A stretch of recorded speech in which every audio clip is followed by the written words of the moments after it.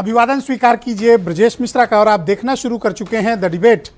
बहनों भाइयों, एनडीए की महाबैठक 18 जुलाई को दिल्ली में आयोजित है, लेकिन एनडीए को हराने और एनडीए को टक्कर देने के लिए जो मोर्चा तैयार हो रहा था, फिलहाल उसकी शक्ल बनती नहीं दिख रही है।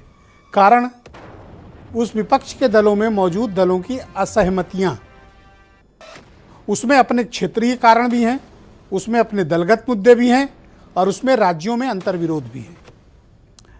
लेकिन समाजवादी पार्टी ने एक नया अलायंस तैयार किया है। इस अलायंस का नाम है पीडीए। तो एनडीए को क्या पीडीए टक्कर देगा? और जो तमाम पार्टियां जो पटना में इकट्ठा हुई थी, अब उनका क्या है, उनका स्टेटस क्या है, आगे क्या होने वाला है? क्या एनडीए को कोई टक्कर दे पाएगा या उनके लिए रास्ता साफ है? आज की परिचर्चा का मुख्य केंद्र बिंदु यही है। तो बहनों भाइयों, पटना में, बिहार की राजधानी में तमाम विपक्षी दलों ने बड़े जोर शोर के साथ एक बड़े अलायंस का ऐलान किया था और ये कहा था कि ये बड़ा अलायंस भारतीय जनता पार्टी को बड़ी करारी टक्कर देने वाला है और बीजेपी के खिलाफ एक महामोर्चा तैयार हुआ है। लेकिन इसके द्वितीय संस्करण की बैठक प्रारंभ होती, इसके पहले इसके रद्द होने की सूचना है। जो शिमले में बैठक होने वाली थी, अभी तस्वीर साफ नहीं है, बेंगलुरु तय हुई, वो भी साफ नहीं है। अब ये मिलेंगे या नहीं मिलेंगे, ये भी स्पष्ट नहीं है। समाजवादी पार्टी उत्तर प्रदेश में एनडीए गठबंधन को रोकने के लिए एक अलायंस लेकर आई है। यह अलायंस किसी राजनीतिक दल का नहीं है।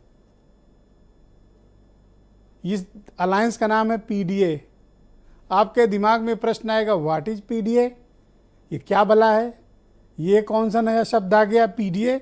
एनडीए तो सुना, ये पीडीए क्या है? पीडीए का मतलब है पिछड़ा, दलित और अल्पसंख्यक। समाजवादी पार्टी ने आज बड़े जोर शोर से अपने सारे सोशल मीडिया प्लेटफॉर्म पर इस पीडीए के प्रमोशंस जारी किए हैं, वीडियोज जारी किए हैं और एजेंडा भी लिखा है। और एनडीए को रोकने के लिए उसने इस अलायंस का ऐलान किया है। लेकिन मैं घूम कर आता हूं पटना, तो पटना की बैठक अब तक बेनतीजा है। कारण आम आदमी और पार्टी और कांग्रेस के बीच सीधा मनमुटाव, सीधा झगड़ा। कारण कांग्रेस को लगता है कि पंजाब, गुजरात और दिल्ली में उसकी इस हालत के पीछे आम आदमी पार्टी जिम्मेदार है। आम आदमी पार्टी कह रही हम तो अपने दम पर बढ़े हैं, आपसे क्या मतलब? और अगर हम भी बीजेपी से लड़ रहे हैं, आप भी बीजेपी से लड़ रहे हो, आओ साथ आओ। लेकिन कांग्रेस को लगता है कि उसकी जमीन, उसका वोट बैंक, उसका हिस्सा, उसके मुद्दे सब ये खा गए। और अगर अब आम आदमी पार्टी को स्पेस दिया तो बाकी जगह भी वो कांग्रेस को तबाह कर सकती है। तो कांग्रेस में आम आदमी पार्टी को लेकर एक अजीब किस्म का रिजनमेंट है, असमंजस है। आम आदमी पार्टी को पसंद नहीं कर रही है कांग्रेस। यही कारण है कि वो अलायंस अभी इकट्ठे हो नहीं पा रहा। और भी दल हैं जिनमें छोटी छोटी असहमतियां, जैसे पश्चिम बंगाल और कांग्रेस के बीच असहमतियां। कई राज्यों में कांग्रेस उनसे लड़ रही है और वो कांग्रेस से लड़ रहे हैं। ये पोस्ट पोल अलायंस के लिए तो इस तरह के फार्मूले हो सकते हैं बहनों भाइयों, लेकिन प्री पोल अलायंस में इस तरह के गठबंधन की कल्पना मात्र से ये नेता सिर्फ उटौल करते हैं। तो क्या ये सब मिलकर कोई प्री पोल अलायंस पे काम करेंगे, एनडीए से लड़ पाएंगे, या ये सिर्फ दस्तूरी बैठकें, मुलाकातें, प्रेस कॉन्फ्रेंस और बड़े बड़े दावों तक बात सिमटी और सिकुड़ी रहेगी? आज की परिचर्चा को हम आगे बढ़ाएंगे। आप कुछ स्टेटमेंट सुन लें, फिर इस परिचर्चा को हम आगे अग्रसारित करेंगे। देखिए, अखिलेश यादव जी भ्रम की अवस्था में हैं।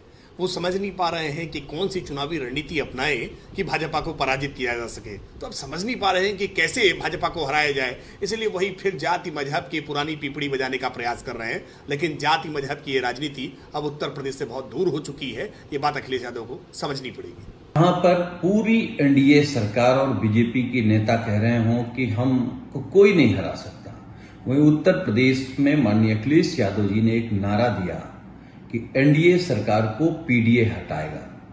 पिछड़ा, दलित, मुस्लिम, अल्पसंख्यक। वर्तमान सरकार उस संविधान को एक तरफ रख करके जिस तरीके के कानून में परिवर्तन कर रही है, इससे हम कैसे बचें? लड़ाई ये है, ना पीडीए की लड़ाई है, ना एसडीए की लड़ाई है। ये तो एक ड्रामे की बातें हैं। लड़ाई धारदार है। एक तरफ देश को बेचने वाले लोग हैं, एक तरफ देश को बचाने वाले लोग हैं। आज की